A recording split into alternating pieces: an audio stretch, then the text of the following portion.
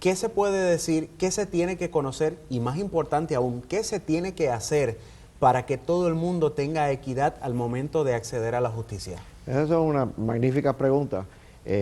Nosotros recientemente tuvimos un conversatorio donde invitamos a distintos representantes de sectores de la comunidad en Puerto Rico, porque el tema de acceso a la justicia es un tema que a mí me preocupa muchísimo. Y me preocupa particularmente en estos momentos donde la situación económica pues está bastante más complicada y los costos de la litigación, del litigio y de los servicios legales son cada vez más altos. Así que el tema de acceso a la justicia lo iniciamos con el propósito de discutir y de tener un intercambio de cómo los tribunales podemos ampliar el acceso. Y ese fue realmente el motivo de ese conversatorio que hicimos. Hay unas recomendaciones muy interesantes y entre ellas enumero algunas. Establecer una comisión de acceso a la justicia. Hay otra que pide crear redes de voluntarios para orientar a poblaciones especiales sobre, particularmente la de ancianos, sobre cómo acercarse o cómo tener acceso a procesos judiciales. ¿Realmente los ancianos o hay otra población que también necesita Yo creo que acceso? es la población en general. La problemática de acceso a la justicia tiene varias vertientes. Una de ellas es la vertiente educativa.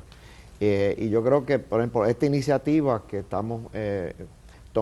se ha iniciado hoy, este proyecto conjunto con el canal, es de gran importancia en términos de acceso a la justicia porque muchas de las personas lo que tienen es preguntas y en busca de respuestas por parte de una orientación legal. Y eso surgió en ese conversatorio, pero yo creo que lo que tiene que ver con información más a los envejecientes tiene que ver con toda la población, porque las poblaciones tienen distintos tipos de problemas y lo que necesitan muchas veces es alguna orientación legal para identificar que tienen un problema legal, para empezar.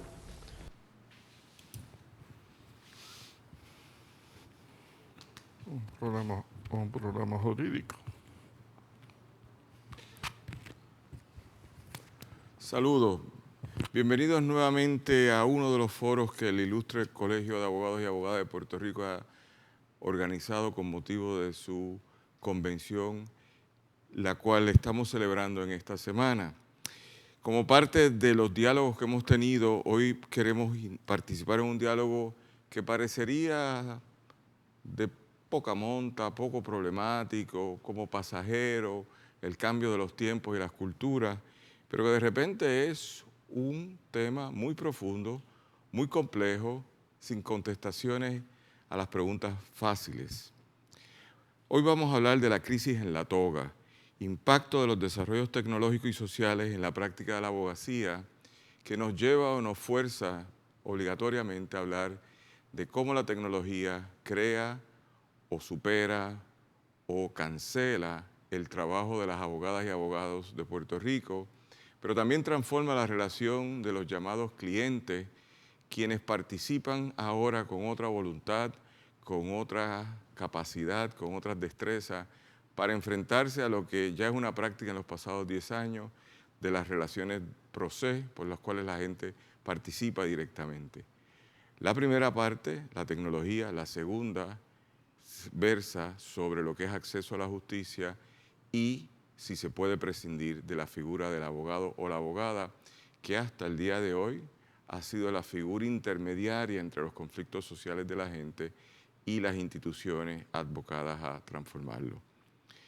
Me satisface y me alegra y lo disfruto estar en este foro como moderador y participando con una serie de colegas que representan distintas posiciones en este debate y no nos habíamos dado cuenta hasta que nos preparamos para este debate cuando descubrimos la complejidad del tema y pensaríamos que es un problema de generaciones millennial, X, Y, vis a vis los boomers o vis a vis los post-Segunda Guerra Mundial, y descubrimos que no, que es un tema con mucha profundidad que abarca todo el espectro de las personas que participan en Puerto Rico, garantizando que la población y todo ciudadano o ciudadano tenga acceso a la justicia.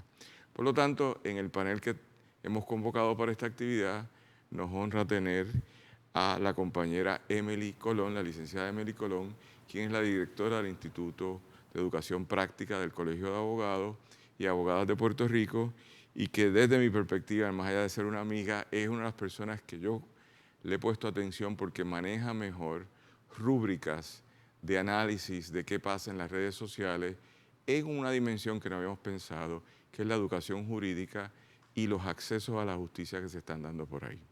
Así que bienvenida, compañera Emily Colón. Gracias por la invitación. Segundo, nos acompaña el compañero Irán Lozada, quien, más allá de ser un amigo ancestral en mi caso, es uno de los grandes juristas que ha combinado la literatura con el derecho y es un activista de múltiples causas, pero también fue el que concibió esta idea, dijo, aquí hay un problema que hay que atender. Por lo tanto, en esta idea originalmente conceptualizada por él y propuesta por él, la discutimos y pensamos que era muy buena oportunidad y nos hemos dado cuenta, como verán ustedes a lo largo de la actividad, el valor de discutir este tema que no es de fácil resolución o de fácil encontrar una solución al mismo.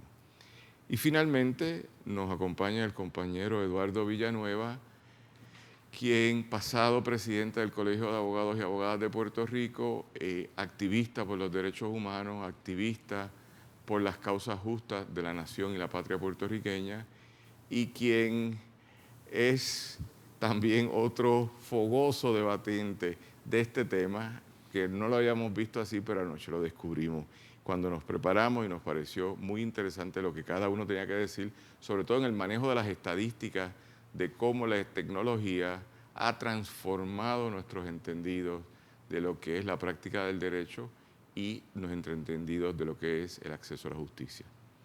En el marco de esta convención y como parte de una de las distintas comisiones que organiza esta actividad, la Comisión de Obras Jurídicas 2020 pensó que organizar este foro era importante y debo destacar que la comisión se compone de 4 personas, entre ellas el compañero Irán Lozada, el compañero Eduardo Villanueva y quien no está con nosotros hoy, la compañera María Zamparelli y este servidor que tiene el honor de presidir esa comisión. Por lo tanto, esto es un debate promovido en parte por nuestra comisión y también por el ilustre Colegio de Abogados y Abogadas. Hemos dividido el evento en 3 rondas de conversación, alternando los órdenes de participación. Así que la primera ronda, que es la más extensa de 10 minutos, vamos a organizarla de forma tal que primero hable el compañero Irán Lozada, luego la compañera Emily Colón y tercero el compañero Eduardo Villanueva. Una vez en esa primera ronda vamos a estar discutiendo cuál, si alguna, es la crisis por la cual la profesión legal atraviesa a partir de los cambios tecnológicos, las pandemias y la nueva cultura jurídica que va emergiendo. Una vez terminemos esa primera ronda, pasamos a una segunda ronda que inicia con la compañera Emily Colón, luego el compañero Eduardo Villanueva y finalmente el compañero Irán Lozada, en la cual vamos a discutir los retos, obstáculos y soluciones que nos pueden servir para confrontar, enfrentarnos a este nuevo proceso que estamos viviendo, que sin lugar a dudas ya tenía una dirección, como vimos en el video, que es un video del 2011, cuando el entonces juez presidente Hernández Denton había ya previsto cómo iban a ser los cambios, pero que la generación de nosotros, de abogados y abogadas practicantes o personas que están integradas de una forma u otra en la cultura de la profesión jurídica, se precipita todo a partir de la pandemia del año 2020. Y la última ronda, también de 5 minutos, inicia con el compañero Eduardo Villanueva, segundo el compañero Irán Lozada y tercero la compañera Emily Colón, que es para plantearnos cómo debería ser el futuro. En el 2011, el juez presidente de entonces, Hernández Denton, dijo, hacia aquí es que vamos y miren lo que es acceso a la justicia. Hoy, la data que van a presentar los compañeros va a demostrar qué pasó 9 años después. A todas y a todos que seguimos practicando, que tenemos mucho entusiasmo de seguir aportando a la cultura jurídica en Puerto Rico, los años venideros van a ser más que nada muy interesantes, por no decir retantes. Con eso los dejo y empezamos ahora con el compañero Irán Lozada.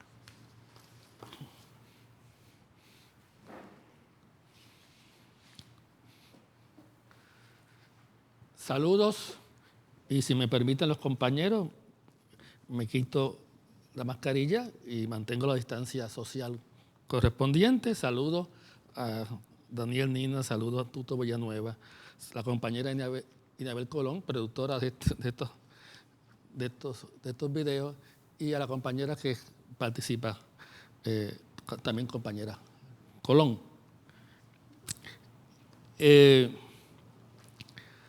El Canon 18 del Código de Ética Profesional del año 70 establece que cuando un abogado asume una representación legal, debe tener la capacidad de ofrecer una labor idónea. Y me pregunto, un abogado de hoy día que no tenga en su oficina los aparatos tecnológicos, los sistemas de información, los software, para comunicarse con los tribunales, para comunicarse con la agencia del gobierno a través de SURI, o comunicarse con el registro de la propiedad a través del Sistema Caribe, y ya dije con los tribunales a través de SUMAC, que no cuente con esos aparatos, con esa maquinaria, ¿podría dar una labor idónea? Entendemos que no. Así que estamos ante un reto, ante la abogacía moderna. Y yo entiendo que la nueva maquinaria puede transformar o desintegrar la profesión de abogado. O sea, es posible que estamos en la etapa final de la concepción del abogado en su concepto tradicional. Un poco aludiendo a la ciencia ficción, podríamos ver un futuro donde la inteligencia artificial sustituya a los abogados. Bien. Claro, las máquinas vinieron para quedarse. Toda revolución tecnológica, desde aquella que cambió la forma de sembrar y recoger el algodón, luego las máquinas de coser y todas las subsiguientes que han definido las revoluciones industriales, todas ellas tienen aspectos positivos y aspectos negativos. Los aspectos negativos es el desempleo tecnológico. Pero el abogado actual no tiene otra opción que adaptar su labor, su trabajo a las nuevas tecnologías. Y ciertamente a cada día se presenta más y más en esta profesión. Ahora, curiosamente, esta tecnología surge en los momentos más difíciles para la profesión de abogado. Estamos en medio de una crisis fiscal en el país, una crisis también económica, ambas van unidas de la mano, donde el abogado ciertamente ha sido afectado por esa crisis fiscal y económica del país. Y curiosamente, a la par con esa situación crítica en nuestra economía, surge se intensifica en la primera década de este siglo el llamado concepto de acceso a la justicia.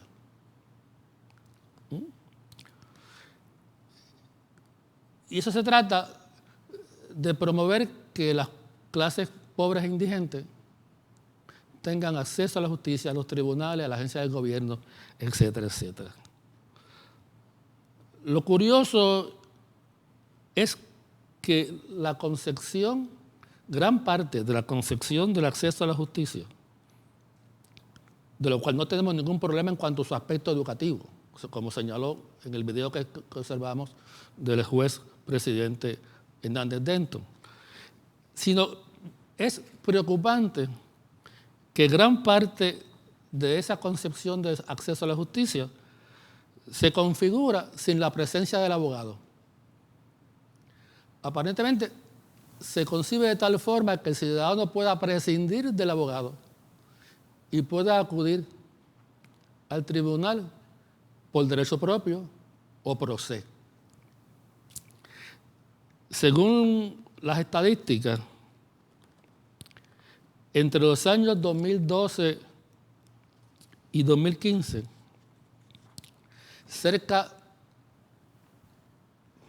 aproximadamente la suma señalada en el libro del honorable Luis Estrella, juez asociado del Tribunal Supremo, más de 150,000 personas fueron atendidas en los programas de pro-se.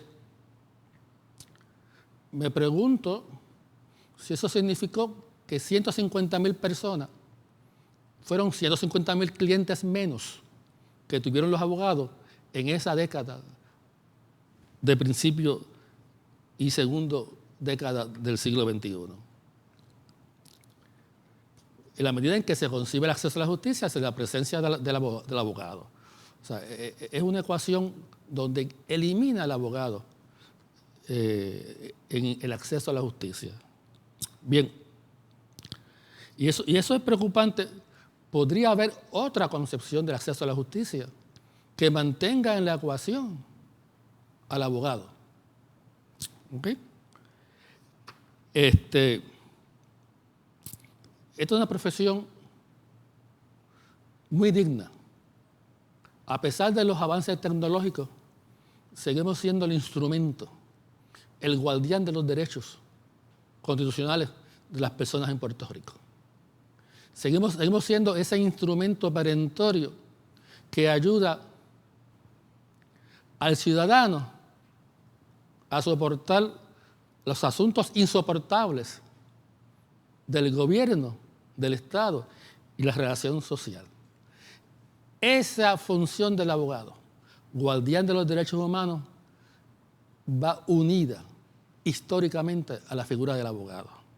Y en la medida en que los saquen de la ecuación de acceso a la justicia, distinto a la intención de los que forjan el concepto, se está creando un problema adicional. Y hemos visto cómo en algunas ocasiones el juez tiene que desde el estrado ilustrar a la persona que va allí por derecho propio, porque no conoce los mecanismos de hacer preguntas, no conoce la forma de presentar evidencia, no conoce cómo contrainterrogar a la otra parte, a los testigos de la otra parte. Bien. Entonces, generalmente vemos que el tribunal le pide a un abogado allí presente que ayude a esa persona. Hemos visto también, cuando vamos a radicar, en los tiempos que íbamos al tribunal a llevar documentos antes de SUMAC, hemos visto cómo la secretaria del tribunal orienta al ciudadano que desea representarte por derecho propio. Nosotros somos la única profesión o el único oficio que estamos obligados a dar representación y asesoramiento gratuito.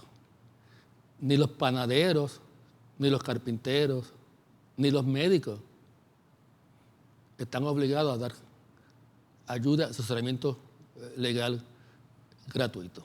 Somos los abogados. Y con mucho orgullo asumimos ese rol. Con mucho orgullo. Y aún sin que hubiese un código, y ni aún aunque hubiese un reglamento de abogados de oficio, muchos de nosotros damos esa función. Por último, una de las razones que se estableció en este libro del honorable Luis Estrella para eliminar el abogado de la ecuación fue sus altos costos de contratación del abogado. Sin embargo, estudios hechos en la década del 70 por el difunto juez asociado Jaime Fuster Bellingeri estableció que los abogados tomamos en consideración los ingresos. El 87% de los abogados entrevistados establecieron su capacidad de dar trabajo legal gratuito, sin que nadie se lo exigiera. Y en segundo lugar, en virtud y a tenor con los recursos de su cliente. Los abogados no somos el problema, somos la solución. Gracias.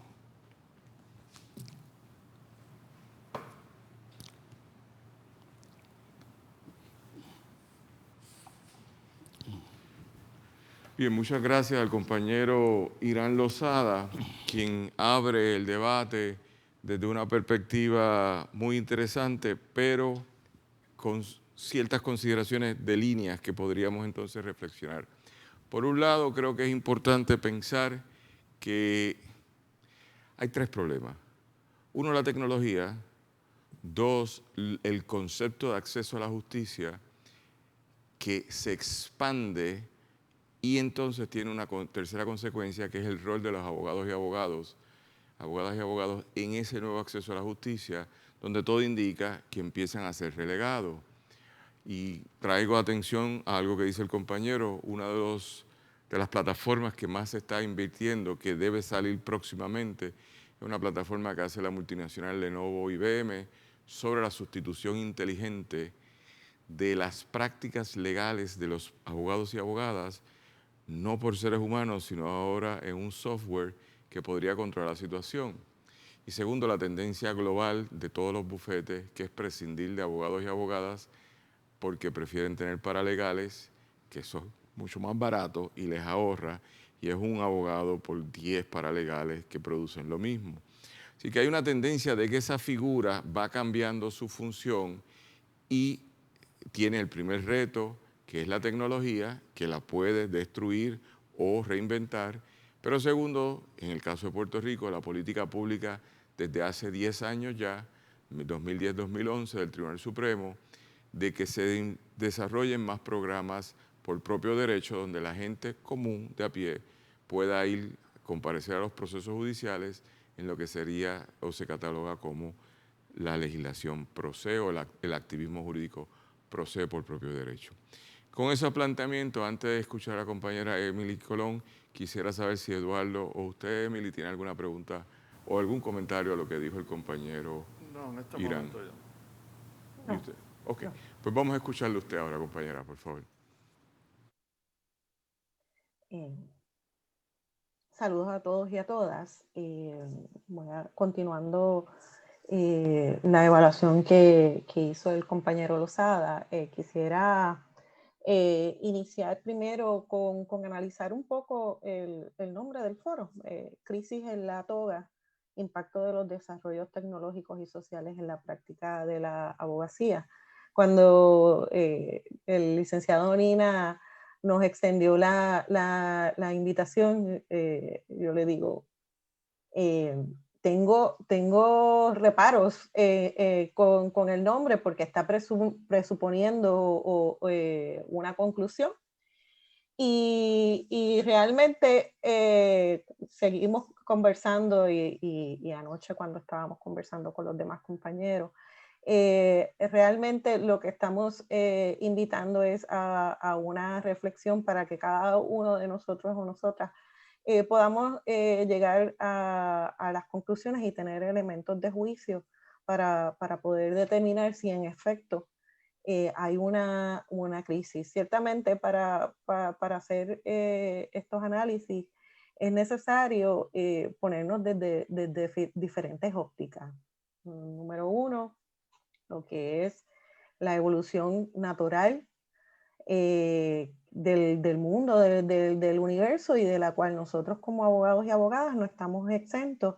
Y cuando comienza el compañero Lozada a hablar sobre el impacto de la tecnología y el deber de competencia, pues esto es un tema que no solamente nosotros lo conversamos, sino que a nivel mundial se está conversando.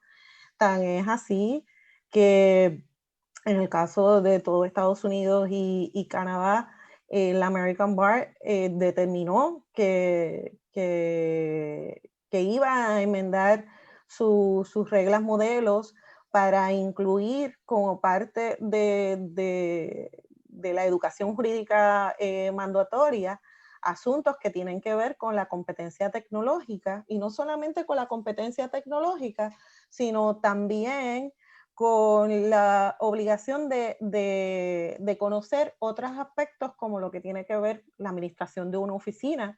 Muchas veces escuchamos abogados y abogadas que dicen, si me hubiese gustado las matemáticas no sería abogado. Yo discrepo de eso porque estudié contabilidad, así que, pero tenemos muchos compañeros y compañeras que a veces no quieren o no les gusta atender asuntos relacionados con otras profesiones o con otras materias como lo que es la matemática, y presenta un reto, porque lo que tiene que ver con administración y con el manejo de las matemáticas incide en lo que tiene que ver con la administración de la oficina, incide cuando vas a trabajar asuntos como las pensiones, incide cuando tienes que tomar una decisión si es buena la oferta económica que te está haciendo la otra parte, ya sea para hoy o si es un plan de pago aplazado.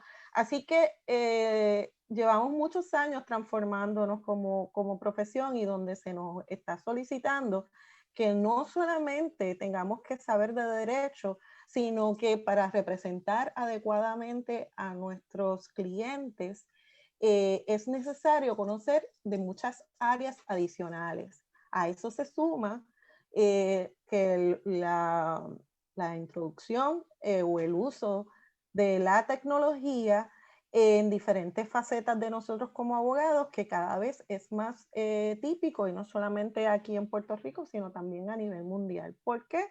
Porque la tecnología incide en muchos aspectos de lo que es eficiencia,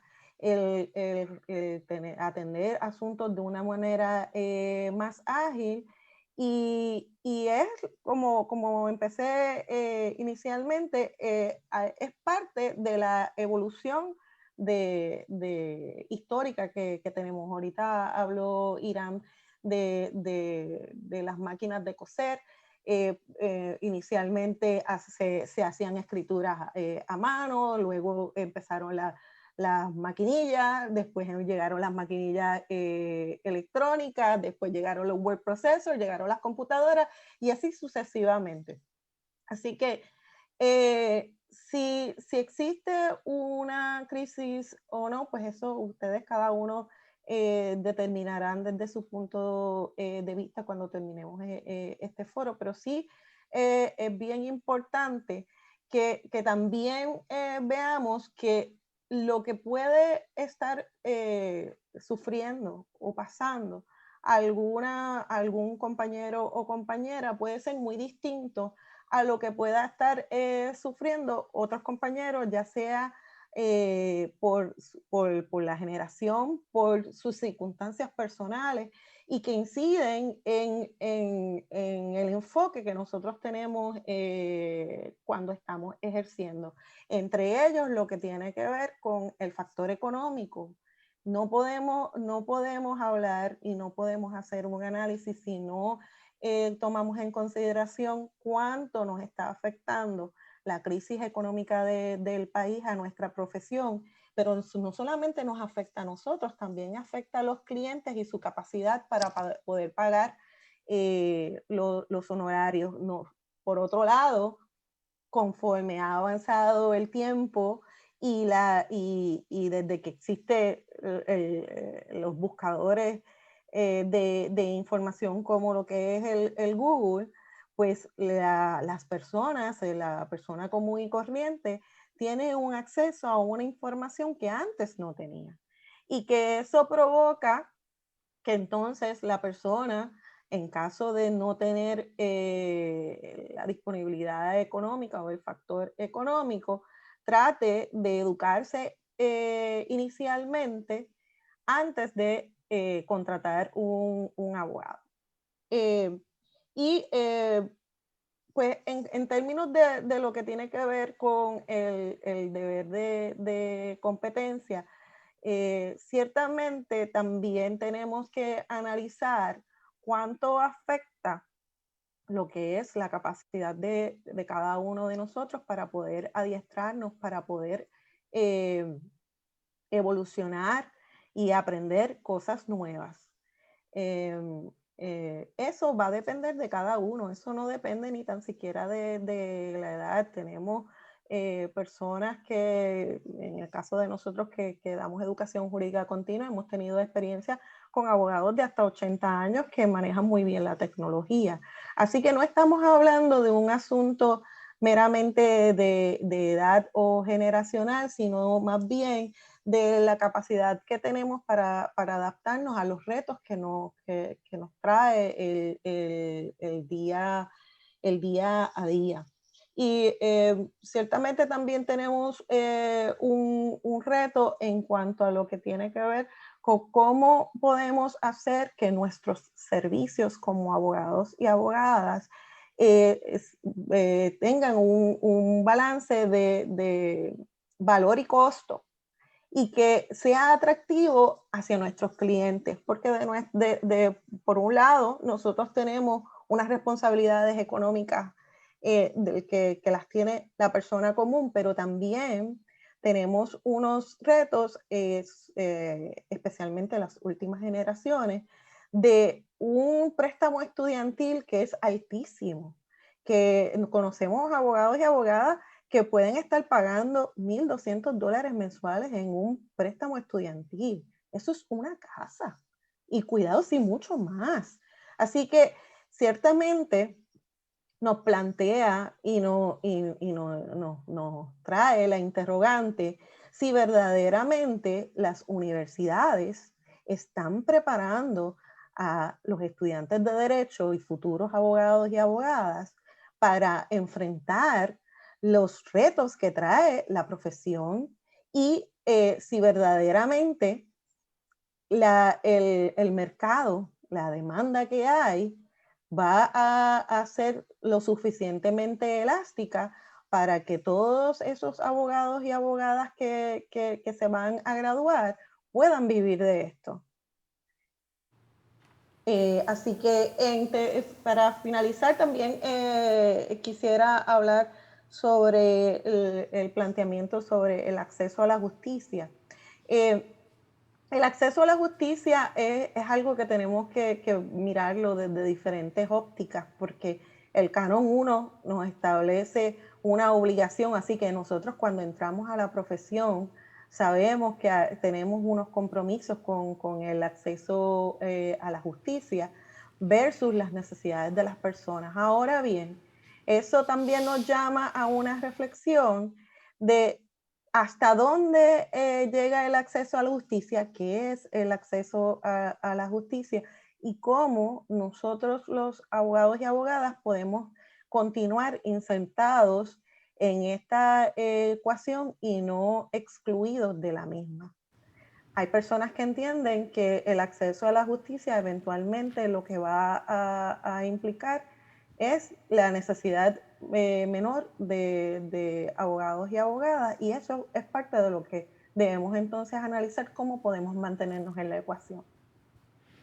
Bien, muchas gracias a la compañera Emily Colón, quien aborda un tema que no mencioné cuando habló Irán, que es los cánones de ética profesional, y dentro de eso, pues Irán habló del número 18, usted habla del número 1, que son las distintas obligaciones que tenemos las abogadas y los abogados cuando ejercemos nuestro trabajo. Ahora bien, resulta que la compañera hace una metáfora muy interesante sobre la tecnología, de una de las tecnologías primarias que tenemos, que es la redacción, y que va evolucionando con distintos dispositivos, y donde hoy ya tenemos pues un celular que nos permite grabar y transcribir en palabras y enviar eso. Así que la tecnología existe y está para ayudarnos, no para sacrificarnos, pero convive con nosotros. Segundo asunto que levanta la compañera, que me parece interesante porque aborda algo que el compañero Irán no había hecho y sí fue parte de nuestra conversación anoche, es el dato de cuál es el efecto económico de estas transformaciones tecnológicas en los abogados y abogadas, cuánta gente le toca a usted la puerta para resolver los problemas y cuánto la gente se apodera, por decir algo, se empodera y empieza a resolver sus problemas por sí mismo. Así que la tecnología permite muchas cosas y permite también que la gente sea más autosuficiente. Y en ese sentido, pues uno debería ser consistente, pero afecta el pecunio de uno como abogado y abogada que depende de una práctica privada para sobrevivir. Y el tercer punto que trae la compañera, que es el del acceso a la justicia. Porque por un lado, el planteamiento que hace el entonces juez presidente, que la gente puede ir por propio derecho, en una crisis en aquel momento, la crisis del 2008 al 2010, la burbuja hipotecaria y todo eso, pues era una salida para la gente. Lo que pasa es que vivimos en un país permanentemente en crisis. Ya no es una crisis de temporada, este es un país permanentemente en crisis y como tal entonces los ajustes vienen con fuerza y aparentemente no se van. Así que estamos continuamente ajustando nuestro presupuesto, nuestra capacidad de trabajo a un mundo que no se supera. Y trae un corolario que es muy interesante, que es otro debate que está en las organizaciones internacionales de derecho, no tanto en Puerto Rico, que es si la Facultad de Derecho me preparó para un mundo cambiante cuando yo salgo con un préstamo estudiantil en promedio de $100,000, pero algunas universidades fuera de este país te pueden llevar a $250,000, $300,000, y cómo usted lo paga si no hay una economía que lo paga. Por lo tanto, ese es un tema difícil de conversar, que en Estados Unidos ha dado paso a un montón de litigación de estudiantes egresados de las escuelas de Derecho, demandando a sus facultades de Derecho porque les vendieron un sueño que no les está dando resultados. Con eso entonces pasamos ahora al tercer ponente. Antes de pasar al compañero Eduardo Villanueva, ¿alguna pregunta a la compañera Colón? ¿O reacción? Bien, compañero Villanueva, por favor.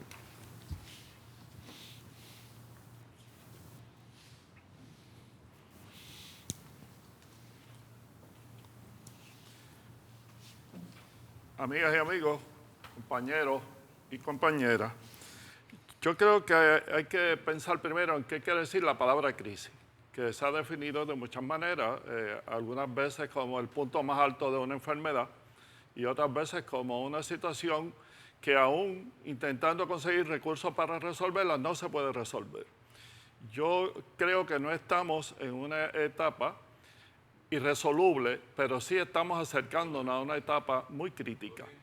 Y lo digo porque la profesión jurídica ha fallado en actualizar el estudio de cuál es la situación de la profesión jurídica en Puerto Rico.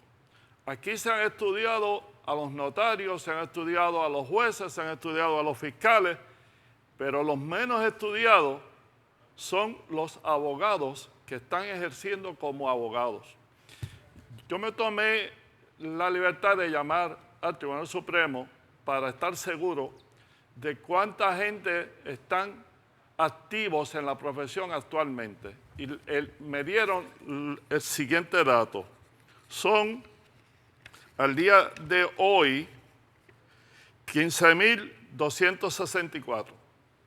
Sin embargo, también estudié cuántos de esos 15,264 están ejerciendo la profesión activamente, porque ahí están comprendidos los fiscales, los jueces, los procuradores, los que son oficiales jurídicos, los que trabajan de asesores para legisladores, pero no hay un estudio actualizado de cómo está el resto de los abogados en Puerto Rico. Y yo encontré el dato de que nosotros somos la 8ª o la 9ª jurisdicción en los Estados Unidos de abogados que no ejercen la profesión. Y no la ejercen precisamente por los problemas socioeconómicos, por los problemas prácticos, por la tecnología que le han impuesto para poder operar y que es costosa, y porque ha habido una migración hacia otras profesiones o incluso fuera de Puerto Rico para poder sobrevivir.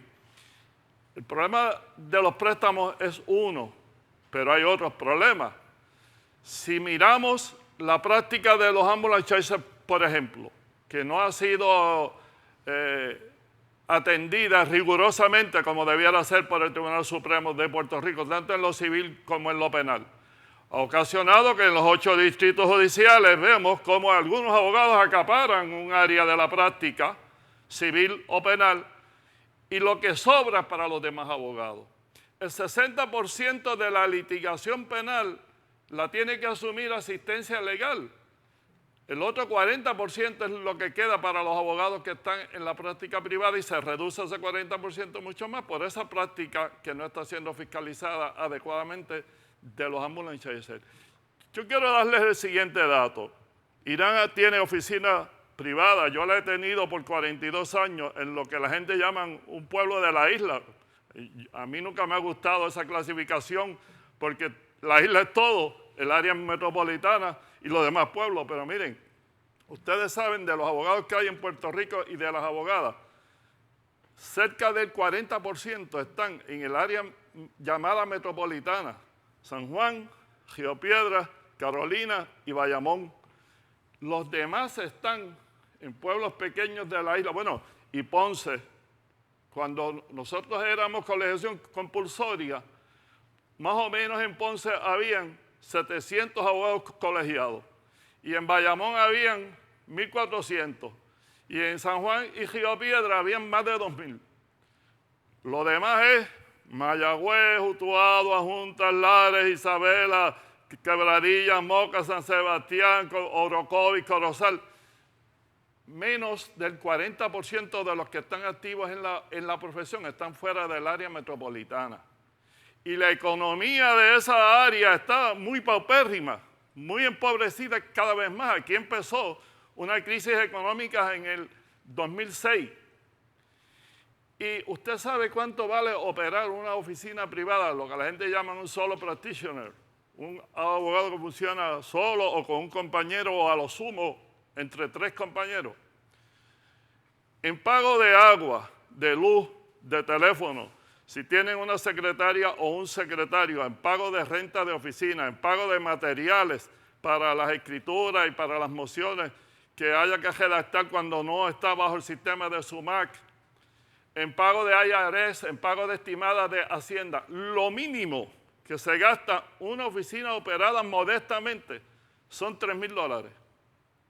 Si ese abogado no está en el campo de los ambulance chasers, tanto en lo civil como en lo penal, o no tiene igualas, en este momento en que cada vez más se reduce, no solo por el asunto de proceso, ni de los casos de oficio, ni de la gente que litigan por su cuenta o se copian de lo que dice un formulario en una computadora para no tener que necesitar abogados. Aparte de todos esos problemas, ustedes saben que hay un pleito de quiebra en el Tribunal Federal contra el ELA y eso nos ha dejado fuera de los pleitos contra el Estado. Ustedes saben que hay legislación en lo laboral que prohíbe que los abogados cobren ni siquiera un depósito para llevar un caso laboral. A los patronos que son demandados por despido sin justa causa o por discrimen, por la razón que sea, les permiten contratar grandes bufetes y pagarles. Los obreros no pueden contratar un abogado pagándole. Están obligados por esa ley a conseguir un abogado que se arriesgue a llevar su caso para ver si lo gana y si cobra. Entonces lo que ha pasado es que con suerte un abogado estudioso, exitoso, dedicado en su oficina puede ganarse al mes $5,000 o a lo sumo 6,000, de los cuales si le gestan los 3,000 que cuesta operarla, lo deja con un salario real de $2,000 a $3,000. Yo no estoy exagerando, le estoy dando datos ciertos. Aquí no se hace un estudio de cuál es la condición socioeconómica de los abogados. Desde la década del 70, que el extinto juez Fuster, que en paz descanse, escribió su libro Fundamentos para una sociología de la profesión legal. Y él encontró que para aquella época realmente ser abogado era una manera de ascender en la escala de movilidad social. Lo que aquí llaman las clases sociales, ¿verdad? No en el concepto marxista, sino en el concepto de ingreso económico. Y la mayor parte de los que estudiaban Derecho para esa época, de los 40, 50, 60, 70, escalaban en las clases sociales, en ingresos. Eso ya no es la realidad. Eran abogados que llegaban a ser de clase media alta o de clase alta, porque habían pocos abogados y porque estábamos en medio de lo que se llamó la burbuja económica de crecimiento de Lela, que es la que dejó de existir desde el 2006 hasta hoy que estamos en el 2020. Y entonces hoy vemos que lo que ha ocurrido es un empobrecimiento de la profesión jurídica, fuera de los abogados de los grandes bufetes, como dije, o de los que están con igualas o con empleos en algunas de las áreas que señalé. Los que están por su cuenta como solo practitioners se han ido empobreciendo cada vez más. Yo traté de poner al día esos datos en una clase que estaba enseñando en la Escuela de Derecho de la UPR, que se llama Profesión Jurídica, y publicamos un pequeño estudio que no era de rigor científico, no era con un encuestador entrenado, era con los propios estudiantes. Se llamó ese libro Hacia una visión totalizadora de la profesión jurídica. Y lo que descubrimos fue precisamente que los abogados objetivamente, podemos decir, y las abogadas cada vez más se están empobreciendo. Y entonces cuando usted le añade que ahora ni siquiera un panel, como ocurre en el Tribunal Federal, se quiere aprobar en la legislatura para que haya un fondo real en el Departamento de Hacienda con qué pagarle a los abogados que lleven casos de oficio. Entonces, esos casos de oficio obligan al abogado a veces a estar 2 y 3 semanas fuera de su oficina, empobreciéndolo aún más. La tecnología hay que pagarla, pero la tecnología está ocasionando, como dijo el compañero Irán y en cierta manera la compañera también, está desplazando a los abogados que difícilmente pueden sobrevivir en estas extremas condiciones económicas en que estamos. Sobre soluciones o alternativas vamos a hablar en los próximos turnos.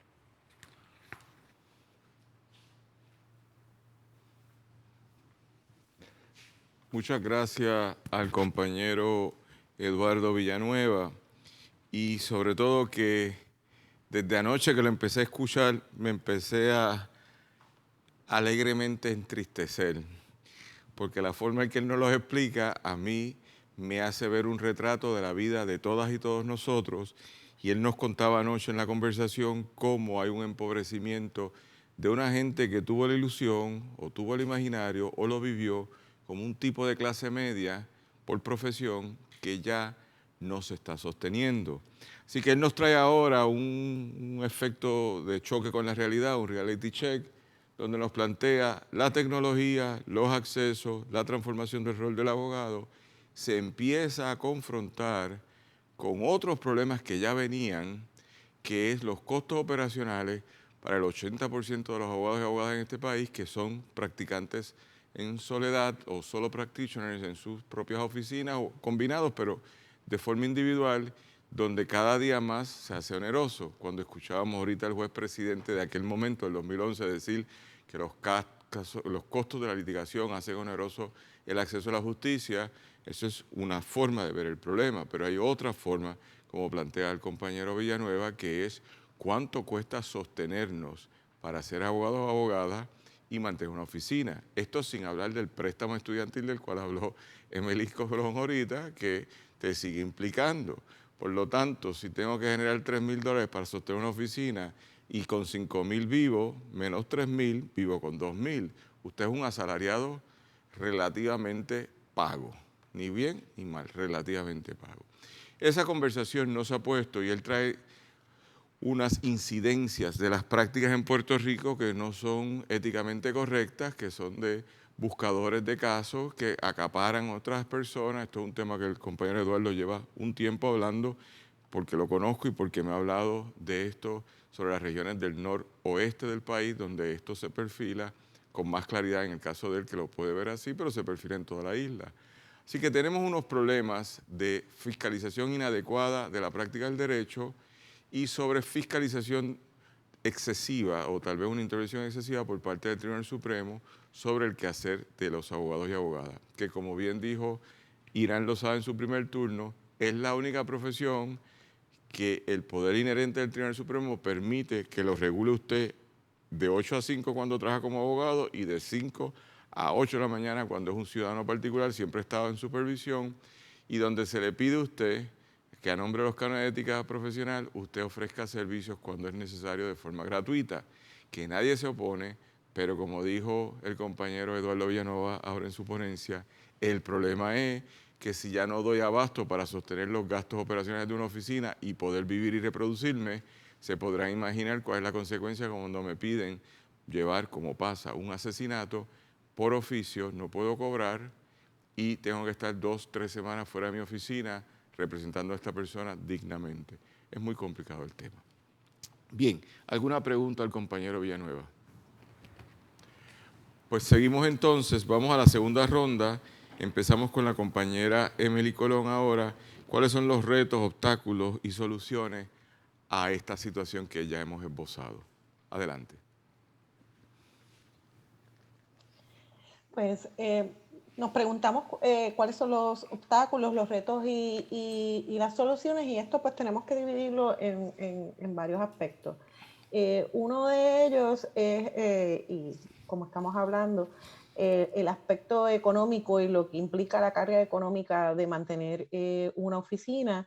Y los invito entonces a que hagan un análisis y reflexionen si lo que estamos acostumbrados a pensar de que es la oficina típica, un lugar, una secretaria, un personal, realmente eso se adecua a los tiempos. Ahora mismo en tiempos de pandemia nos ha llevado a que tenemos que trabajar de forma remota y nos ha abierto la mente a que hay un montón de cosas que se pueden hacer aun cuando tú no tengas una persona físicamente.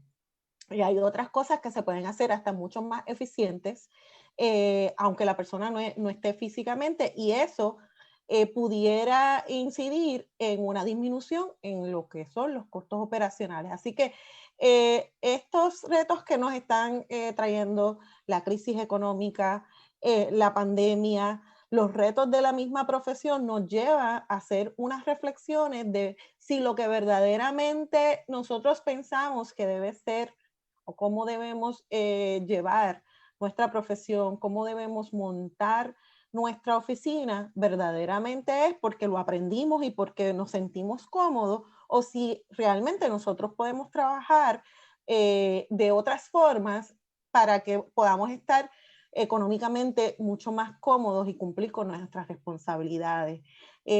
Especialmente las últimas generaciones, donde no es lo mismo que los que se graduaron hace 30 años, donde probablemente su préstamo lo saldaban en 10 años a lo sumo, ahora los préstamos están a 30 años, pues ciertamente tiene que haber un análisis económico de lo que cuesta mantener una oficina y qué tipo de oficinas se puede ofrecer.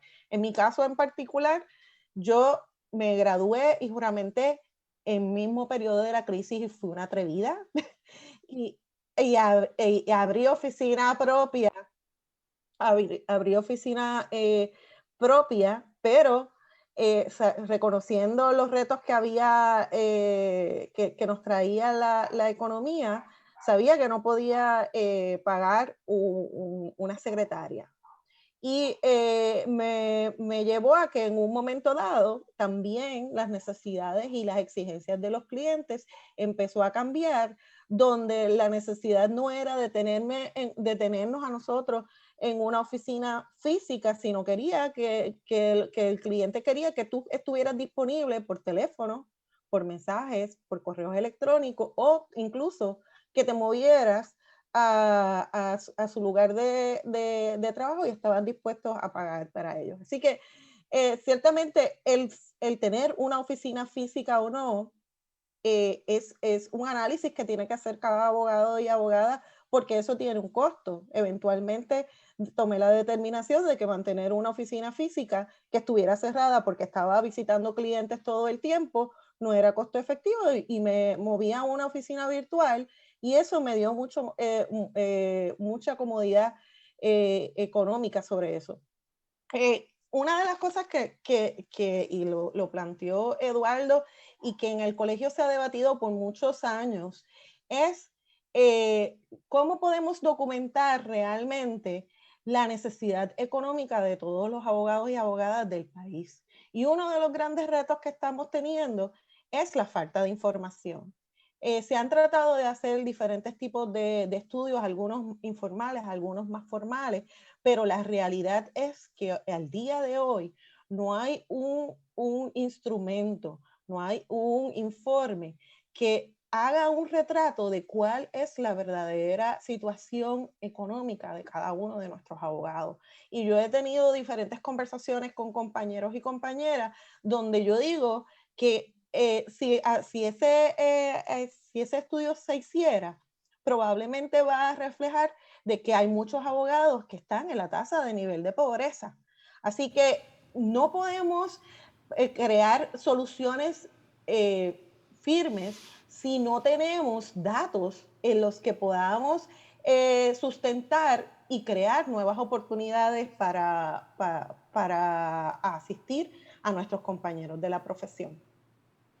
Bien, muchas gracias a la compañera Emily Colón, que abre entonces unas interrogantes que son muy provocadoras, muy controversiales, porque ¿quién está abocado a investigar el estatus de los abogados y abogadas en la práctica privada? ¿Sabe? Alguien, hay que ponerle el cascabel al gato, y es muy interesante que tanto el compañero Eduardo Villanueva como el compañero Irán Lozada hacen mención al informe estudio que hizo en la década del 70 el entonces emergente intelectual Jaime Fusté, y estamos 40 o 50 años después y no tenemos estudios contemporáneos. Ese trabajo se ha tratado de hacer varias veces, pero por alguna razón no sale. Por lo tanto, usted trae una metáfora que es complicada, y no voy a cuestionarle en negativo, sino en positivo, que es un poco una solución neoliberal de que reestructuremos nuestra práctica, cerremos, nos vamos digital, todas esas consideraciones que son chéveres, son problemáticas, quiero provocar, porque desde esa perspectiva hay que ajustarnos continuamente, pero yace esa posición en el punto inicial del compañero Irán Lozada, que es vamos a desaparecer, porque me sigo ajustando, ya no tengo oficina, ya te veo en un Burger King, por decir algo, ahí es que nos reunimos, me voy reduciendo, y ya no voy al tribunal tampoco, ya lo radico todo por papeles, y eventualmente si la gente aprende a hacer lo que yo hago, también lo van a hacer sin mí. Y la pregunta es, ¿esta profesión que me cuesta X cantidad de dinero en una facultad de Derecho privada o pública está concediendo al esfuerzo invertido los recursos que uno estaba esperando? Por satisfacción intelectual, como dijo Eduardo Villanueva en su estadística, Puerto Rico produce más abogados y abogadas para hacer otras cosas, es una estadística, que para ser abogados y abogadas practicantes. Por lo tanto, esas preguntas que usted nos inicia en su intervención ahora, hay que irlas explorando en los próximos turnos de las compañeras y compañeros. ¿Alguna pregunta a la compañera Emily o reacción? Pues bien, ahora volvemos con el compañero Eduardo Villanueva. Por favor, Eduardo.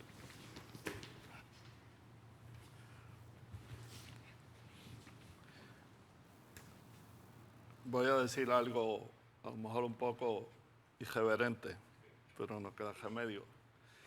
Yo creo que uno de los problemas que tiene nuestra profesión es que los que nos regulan, los que nos dirigen, los que establecen normas para nosotros, los que pretenden a veces educarnos incluso, y en esto tengo que hablar de nuestro Tribunal Supremo en primera instancia, porque ellos han dicho en innumerables casos que tienen el poder inherente para regular la profesión, tienen un alto grado de elitismo académico e intelectual que los aparta de la realidad de la mayoría de los abogados que ejercen la profesión en Puerto Rico. Por ejemplo, plantear que si es muy costoso operar una oficina, hay que buscar formas para hacerlo tecnológicamente y tal vez desde la casa. Es una solución funcional que hace abstracción de una realidad sociológica importante. Ya dije que más o menos en la llamada área metropolitana operan cerca de 3 a 4 mil abogados, Y probablemente la realidad sociológica de esa área metropolitana es muy distinta a lo que es en Orocovis, en Corozal, en Moca, en Las Marías, en San Sebastián, en Isabela, porque la gente necesita ver al abogado. Eso es ya parte de su cultura. Pensar en una cita para un abogado en el área de la isla es casi imposible. Y con la criminalidad que hay, llevarse la oficina para la casa también es casi imposible. Por eso es que estoy planteando que hay que hacer conscientes al Tribunal Supremo y a los que regulan esta profesión de que hay dos niveles muy diferentes de ejercicio de la profesión. Los abogados que están en la élite económica que pueden subsistir porque han tecnificado su práctica y tienen contratos y tienen diferentes cosas, y los abogados que viven de la escriturita que hacen, del divorcio, del cambio de nombre, de la rebaja de pensión alimenticia. Yo escuché a un juez del Supremo decir, los abogados que dicen que se han empobrecido porque ya no les permiten llevar esos casos y la gente los lleva por su cuenta, yo creo que no son ni abogados. Eso dijo el juez. Pues sí, son abogados y son trabajadores sociales y son consejeros y son una especie de sacerdotes y sacerdotisas de la tribu porque atienden también problemas humanos y problemas emocionales de sus clientes.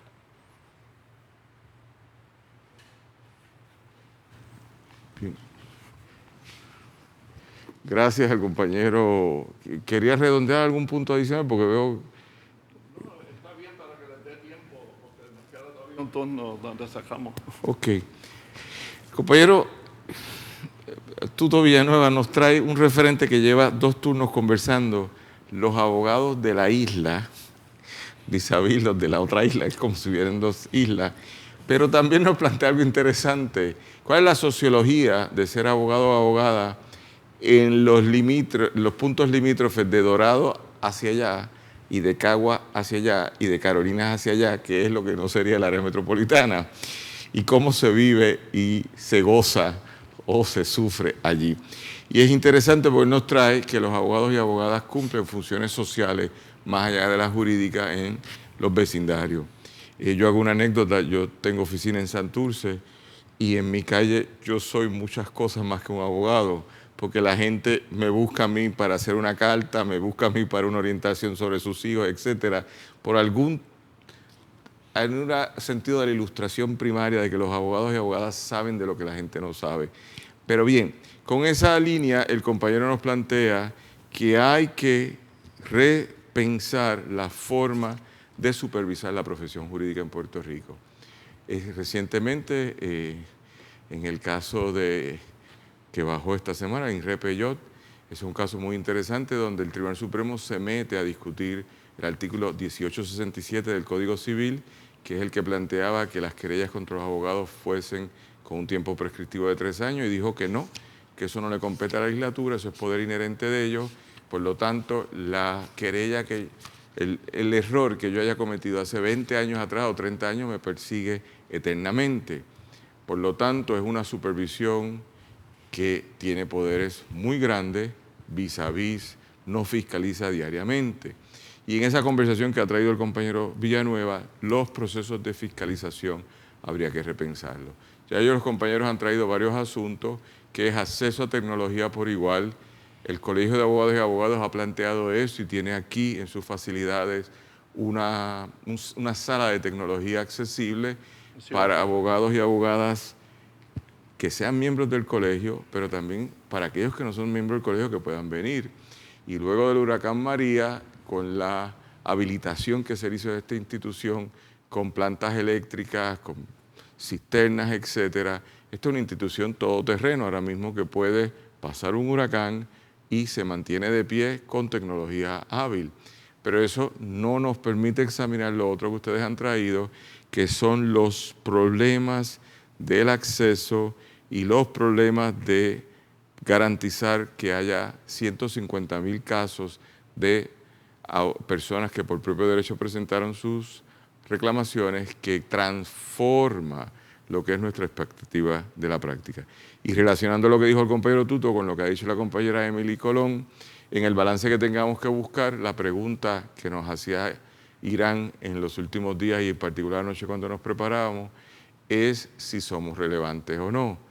Yo desconozco, pero en la medida que hay tantos cambios, tantos retos, no hay situaciones fáciles para otro por ciento de la población legal que está fuera del área metropolitana, y para los que están en el área metropolitana tampoco los hay, pues desconocemos cómo será el futuro. Así que nos gustaría escuchar ahora al compañero Irán Lozada, que nos explicara cómo él ve los retos y obstáculos y soluciones. El material que deja ahí, déjame cogerlo. Gracias.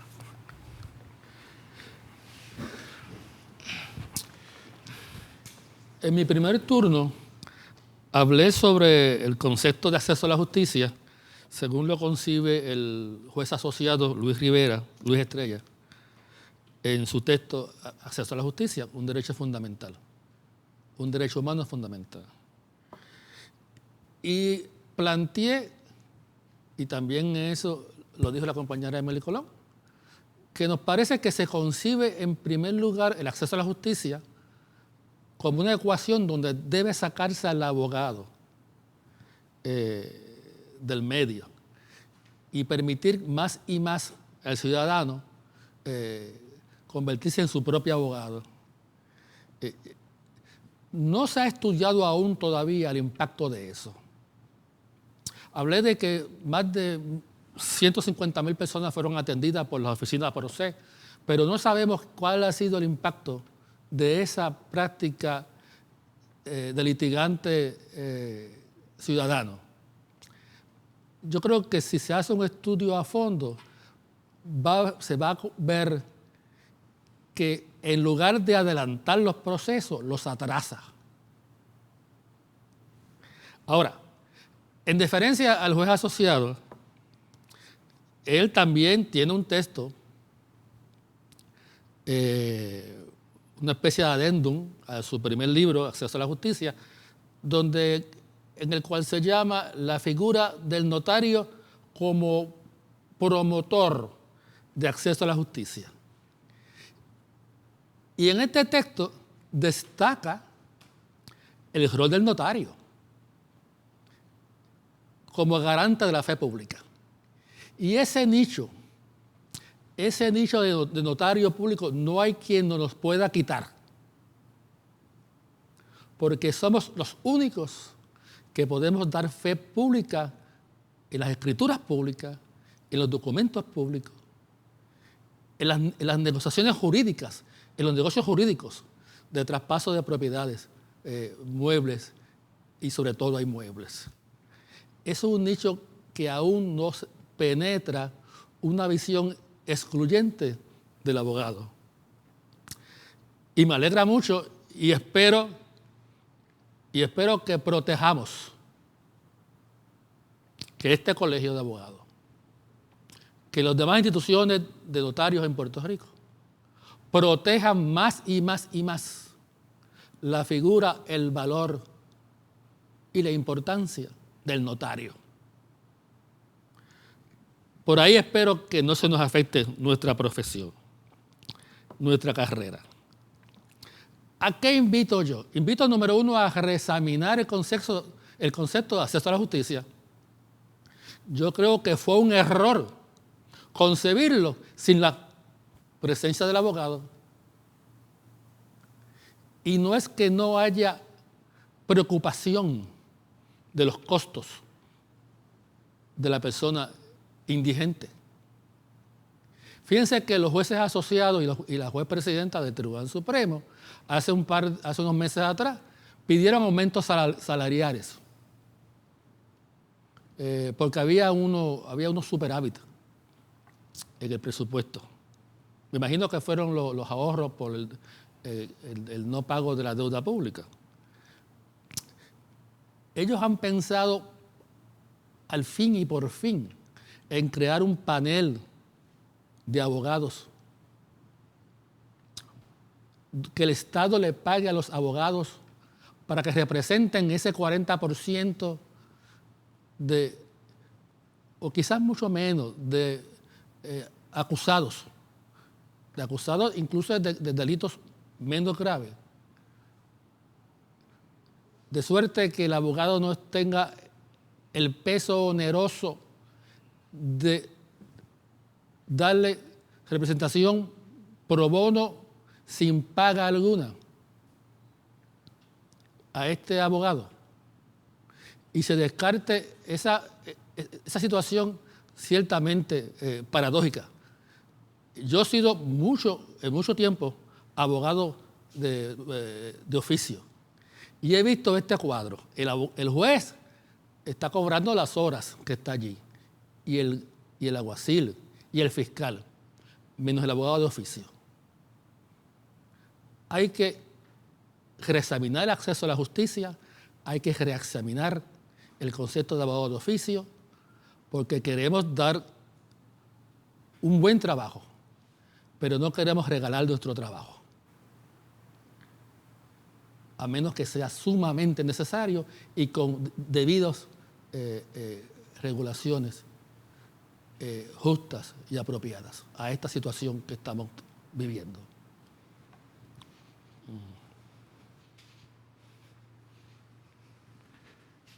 Muchas gracias al compañero Irán Lozada, quien es el provocador de este debate y nos sigue provocando. Y es interesante que en este pequeño trabajo del honorable juez Luis Estrella Martínez afirma el compañero Irán que la posición del juez es que todavía hay trabajo para los notarios. Por lo tanto, en corolario, dice el compañero Lozada, pues debería haber trabajo también para los abogados y abogadas. Así que hay un camino, hay un final de trayecto, como dice la canción, que podría dejarnos en una destrucción de profesión. Personalmente, de los informes que se hicieron en el bienio del compañero Julio Fontana en el año 2000, que se planteó la desregulación de la profesión jurídica, no en el sentido del colegio, sino la diversificación de la profesión en otras instancias, a nivel global se dio la tendencia de que los bufetes de cierto tipo de práctica estaban siendo comprados por casas financieras y bancos, porque era más sencillo tener abogados para litigar asuntos comerciales in-house como parte del cartel de activos de la banca que estar contratando bufetes en la calle. Hubo países en Sudáfrica y en Inglaterra que este debate tuvo un efecto muy real. Por lo tanto, ¿qué pasa con los demás abogados y abogadas que se transforman en otra cosa? Así que la intervención del compañero Lozada en este momento es para plantearnos que todavía hay trabajo, que todavía hay un proyecto, pero esos planteamientos que nos hace el compañero Lozada se relacionan con algo que no ha traído a nadie, pero sí ha estado presente en las actividades de esta semana de pensamiento y discusión jurídica a través de la Convención del Colegio de Abogados, que es cuál es el futuro de la cultura jurídica, entiéndase de derechos civiles, derechos constitucionales. Si la gente empieza a disponer por televisión de resolver sus problemas personales en un noticiero que te resuelve tus problemas de consumidor, pues tú no te hablas de derechos, tú hablas de consumidor, me debe $20, los pago. Así que la intervención de Lozada ahora es que habría que repensar el rol de los abogados y abogadas, porque son parte de una cultura jurídica de garantías procesales, sustantivas, que se enmarcan en lo que ha sido históricamente, sobre todo desde el siglo XVIII con las constituciones, en el acceso a la justicia de la ciudadanía y que sin lugar a dudas estamos en un cambio cultural que eso empieza a afectarnos a todos. Así que hay que ver hacia dónde vamos. Por lo tanto, en el reto del compañero Irán Lozada es repensar la profesión jurídica, como bien dijo él y como dijo el compañero Eduardo Villanueva, a partir de los propios abogados y abogadas que participen, que hablen, que digan qué es lo que quieren y a partir de ese momento pensar cómo debería ser el futuro. Futuro que llegado a este momento del foro, todos tenemos aspiraciones que sea bueno, útil, satisfactorio, pero que todavía no estamos claros cómo hacerlo. Vamos pues entonces a la última ronda de esta jornada y le pedimos al compañero Eduardo, antes de escucharlo Villanueva, ¿alguno tiene alguna pregunta al compañero Lozada? No. Pues dicho eso, vamos entonces al último turno, que es cómo debe ser el futuro para los miembros de la profesión jurídica en el balance de acceso a la justicia y desarrollo tecnológico. Eduardo Villanueva, por favor.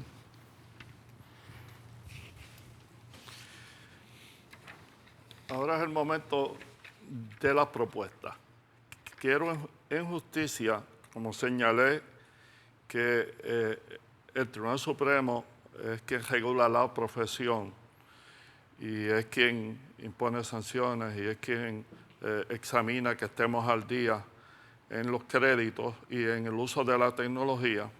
Tengo que informar que le pedí información a la administración de los tribunales sobre qué estaba haciendo en esa área y ellos han hecho el mayor esfuerzo con los recursos que tienen, que son limitados, para entrenar a los abogados en esos cambios tecnológicos.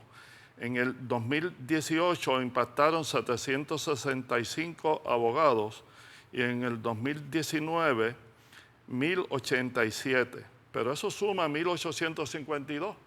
Y ya yo di el dato de que tenemos 15.000 y pico de abogados activos y aunque no los 15.000 están todo el tiempo en el ejercicio de la práctica, porque ahí están los fiscales, los procuradores, los oficiales jurídicos, los asesores en la legislatura, pues tenemos ahí un universo más o menos como de 8.000 abogados y ese 1.852 es escasamente el 20%. Hay que hacer mucho más.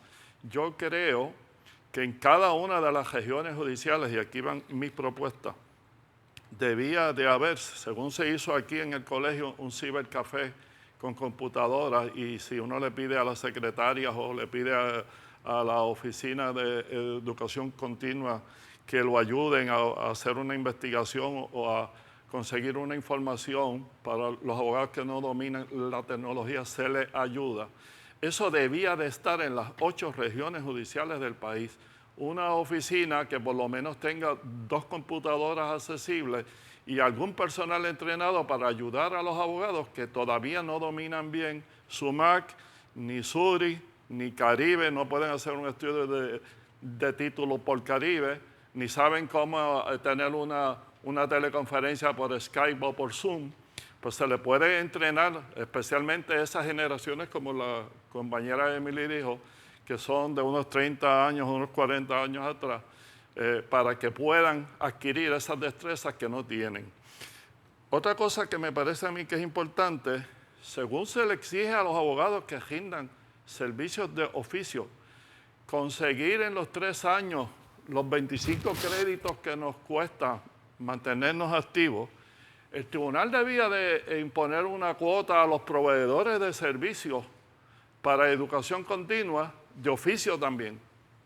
Por lo menos que de cada seminario que den, un 10 o un 15% de los asistentes sean personas que como abogados puedan acreditar que no tienen las condiciones económicas para pagar el seminario y se les permite estar en ese seminario como un usuario de oficio, porque están haciendo mucho dinero todos esos proveedores con esos seminarios que dan algunos de 3 o 4 créditos a $90, a $115. Cuando uno suma los 25 créditos y los multiplica por un universo tal vez de 500 abogados que sirven en el año, esos proveedores están haciendo un gran dinero, pues que tengan que dar servicios por lo menos de oficio. Creo también que las escuelas de derecho, las 3, tienen que asegurarse que en sus cursos de investigación jurídica se vayan ya enseñando estas destrezas de cómo manejar la tecnología, porque se parte de la base porque un estudiante va con una laptop a la escuela a coger clases en los distintos salones, que sabe usarla plenamente. Y allí se enseña qué es microjury, qué es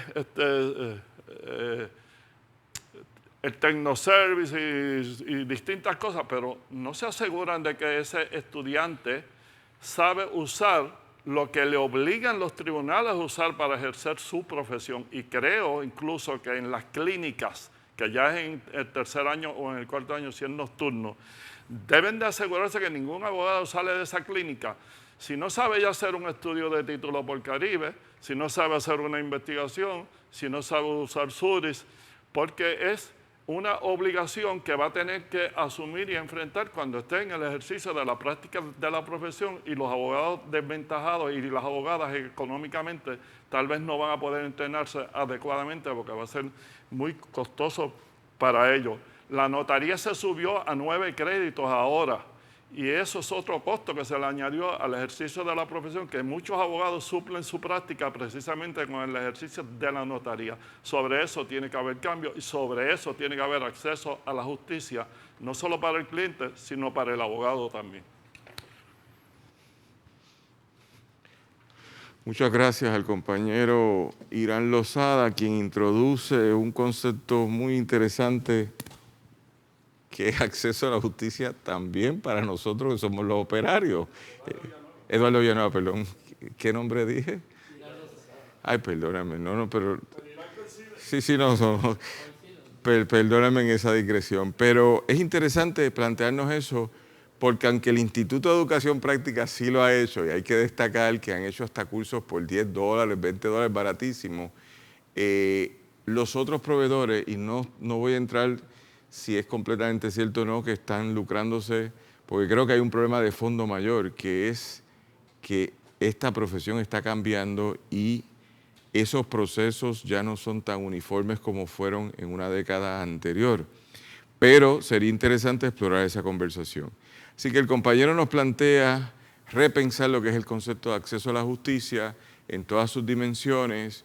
Hace una estadística, desde anoche el compañero Villanueva ha estado trayendo estadísticas muy interesantes. ¿Quiénes son los que se han nutrido de este proceso de transformación? ¿Cuánta gente ha sido capacitada? Y apenas llegan a 2.000 personas, que si es el 10% de los registrados en el Tribunal Supremo. Luego ver de los registrados cuántos están en práctica privada activa y de esos cuántos están en práctica privada activa solo viven del derecho. Son una serie de filtros que tenemos que establecer para entender la situación actual. No hay tanta claridad, pero hay preguntas importantes y creo que el compañero Villanueva nos deja diciendo, en el futuro tenemos que seguir garantizando el acceso a la justicia, pero no solo de los seres humanos llamados ciudadanos y ciudadanas, sino también de los operarios del derecho, en este caso los abogados y abogadas en la práctica privada, hay que garantizarles que ellas puedan participar de eso, ya sea por educación continua accesible, ya sea por tecnología accesible, ya sea por mentorías accesibles y ya sea pensar de que los retos que tienen estos sujetos que están en la profesión no solo son para la gente nacida en la posguerra, es para todo el mundo, inclusive los abogados y abogadas de la década del 90, que tienen apenas 25 o 26 años, que también tienen otros retos. Y trae algo, compañero Villanueva, que usted no lo menciona, pero sí lo traigo, que nadie lo ha planteado, y eso es un estudio que participó en la Universidad de Puerto Rico, recinto de Humacao, que el acceso a la tecnología no es igualitario para toda la población, cuando los famosos debates entre la banda ancha, el dispositivo adecuado, la capacidad tecnológica que exista en el municipio o región que usted viva, nos pone en posiciones diferenciadas. Y con esto cierro un punto que usted no toca, pero lo intima en su intervención.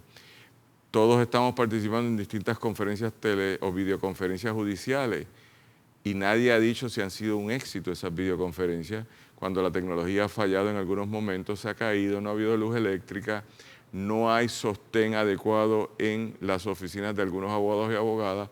Por lo tanto, eso es otra crisis de acceso a la justicia que nadie ha evaluado. Todo el mundo dice que es un éxito tener videoconferencias a distancia, pero nadie ha evaluado cuál es el éxito real de ese proceso.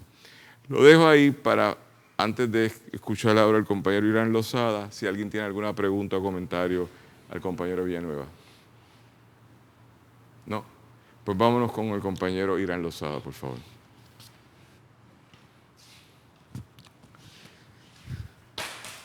Este es el turno final y quiero destacar lo hermoso y lo bello que es ser abogado. Tuto Villanueva y yo nos graduamos a fines de la década del 70 y recuerdo que fue una época dorada. Recuerdo que la relación entre el abogado y el juez era de mayor confianza. Recuerdo que el acceso del abogado al despacho y a la oficina del juez era sin ningún escrúpulo, sin ningún temor moral. Y recuerdo que en las oficinas del abogado y en la oficina del juez particularmente, en este caso, se resolvían rápidamente muchas de las controversias y los problemas. Esa época tristemente pasó. El abogado de ahora no conoce esa época maravillosa donde había una relación muy íntima, pero al mismo tiempo respetuosa, cordial, incluyendo a los fiscales. De alguna forma se trastocó eso. El juez nos mira como enemigos, el fiscal nos mira como enemigos, el alguacil nos trata como un visitante, no como un funcionario del tribunal. Claro, hay buenos tratos y malos tratos. Quiero destacar aquí, por ejemplo, el buen tratamiento, la buena forma en que los empleados del registro de la propiedad en el área metropolitana tratan al abogado, al notario. Muy cordiales, muy cooperadores. A veces en las secretarías de los tribunales no vemos esa cooperación. Nos ven como enemigos. Y me pregunto si esa concepción del abogado como enemigo es lo que creó el concepto de acceso a la justicia sin abogados. Hay otros aspectos de acceso a la justicia. Eso yo lo conozco. Eso yo lo sé. Los establece muy bien el honorable Luis Estrella. Sí, sí. Pero particularmente se plantea el acceso a la justicia sin abogado. Hace como 4 años atrás el Tribunal Supremo publicó un anuncio de página completa o media página donde le decía al ciudadano cómo llevar un caso de cobro de dinero. Pero allí nos decía que el ciudadano tiene que saber de procedimiento civil, de quiebra, de relaciones de familia, de derecho de familia, para llevar el caso de cobro de dinero. Porque el derecho es holístico, es toda una, como decía, es todo un proceso entrelazado. Muchas áreas, es multidisciplinario. O sea, no basta con saber cómo escribir una demanda de cobro de dinero y cómo llevarla al tribunal. Hay que tener otros conocimientos que no tienen ciudadanos. Por eso es importante que invitamos tanto el compañero Tuto Villanueva y yo, como la compañera Colón, que se reexamine, que haya un reexamen del concepto de acceso a la justicia, pero con abogados particularmente. Sobre las espaldas del abogado descansa la obligación constitucional de dar asistencia legal al indigente. Sobre las espaldas del abogado, siendo en cambio una obligación del Estado en virtud de la Constitución de Puerto Rico. El abogado tiene, básicamente, el abogado de la isla, del área fuera de San Juan y del área metropolitana, tiene a veces 3, 4 o 5 casos de oficio. El Colegio de Abogados impugnó ese reglamento en el Tribunal Federal y estamos pendientes de los resultados. Hay que reexaminar el concepto y los colegios y el Colegio de Abogados y otras instituciones tienen que dar énfasis a ayudar al abogado a tener en su disposición tecnología y también facilidades y recursos para la adecuada representación legal de nuestros clientes que asistan a nuestras oficinas. El abogado solitario necesita no la soledad, sino la cooperación y la ayuda del gobierno y las instituciones. Gracias.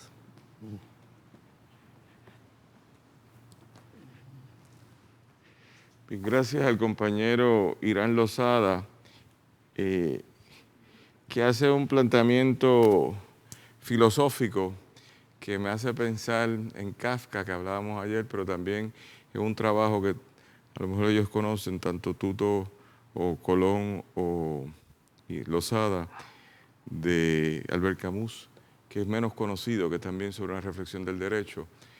Y dentro de esa consideración, pues pienso yo que devolver la centralidad a la figura intermediaria del abogado o la abogada en el quehacer del acceso a la justicia, pues parecería normal, pero este debate está marcando que ya no es tan normal. Así que estamos viviendo un proceso cultural de cambio que queremos detener pero no tenemos, como dijo la compañera Colón al principio, los indicadores para medir si la ausencia de abogados y abogadas ha garantizado más acceso a la justicia a la gente y más bienestar en el quehacer de sus derechos individuales, o si la ausencia ha causado más malestar. Así que tendríamos que hacer un estudio un poco más profundo de ver todas las dimensiones que ha pasado después de 10 años de una política pública de la rama judicial de promover acceso a la justicia, cambiando el rol de los abogados y las abogadas y promoviendo que haya más representación por propio derecho, que los que hemos litigado en casos donde la gente comparece por propio derecho saben que es un lío. Y es un lío porque no hay el mismo manejo y conocimiento de todas las reglas procesales y sustantivas que se da. Por lo tanto, la invitación del compañero Lozada es a pensar el futuro devolviendo un rol a esta figura que con tanto sacrificio la gente estudia derecho, revalida y tiene un sueño de dar acceso a la justicia, pero se ve limitado.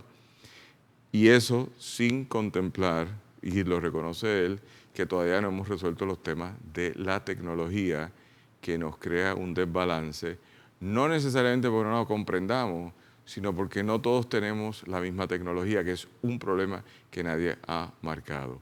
Así que las plataformas de acceso tecnológico, tenemos un solo modelo efectivo o eficiente, que es este, el del Colegio de Abogados, y en algunos centros judiciales, tengo que destacarlo, en algunos, no en todos, sí hay acceso. Voy a hablar por propio derecho y conocimiento, el de Humacao, que tiene una plataforma, gracias a la delegación del Colegio de Abogados de esa área, que ha garantizado que haya computadoras, impresoras y acceso a internet en la biblioteca de ese centro judicial, y lo usan los abogados y abogadas de esa región y los que vamos desde San Juan a trabajar en ese pueblo del interior de la isla.